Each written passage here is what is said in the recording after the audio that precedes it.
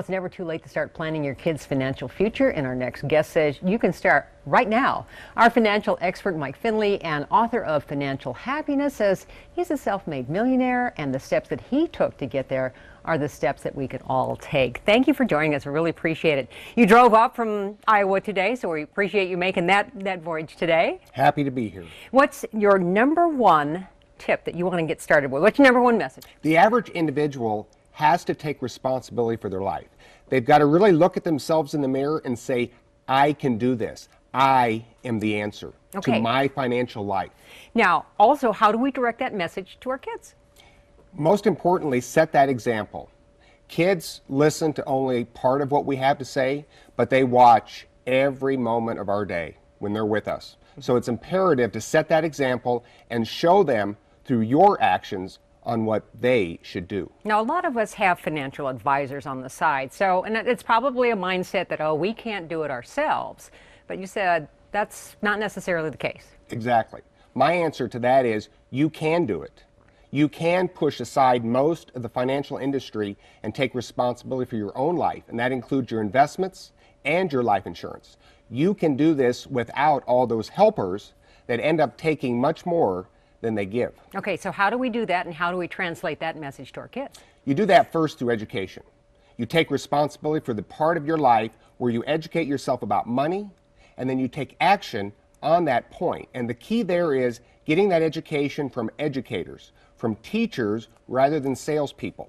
And that's critical in understanding this process and how to apply it to your life.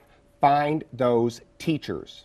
And how do we find those teachers? What's the best way? How do you tell the difference between teachers and salespeople? Sure. Do they have a conflict of interest? Is there something that they're selling, providing them money based off commissions, whatever the case may be? So identify if there's a conflict of interest. If there is, you don't need to be learning from that person. You need to be finding people who are simply there to educate you so you can make the best decision with your money. What's the best tip that we give for kids, say, under age 6? There's just one thing that if somebody's watching today, they can go to your website and find out more information. But for them, what's that one tip for kids under 6? First time you get money, go put that money in the piggy bank. Immediately pay yourself first, whether that's a kid or an adult. If we can train ourselves to pay ourselves first, that is so critical in not only accumulating wealth, but accumulating the discipline and the habits that will take you there. When we talked about this earlier, when it comes to accumulating money, what is your advice? Is more always better? Not so.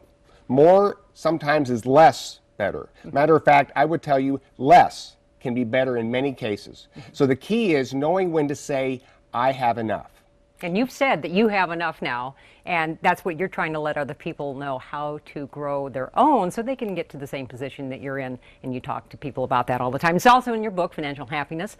Let's let our viewers at home know that his book, Financial Happiness, can be found online at bookstores and then on his website, thecrazymaninthepinkwig.com. We didn't even get to that one, and we have a link to that on KARE11.com. Thank you.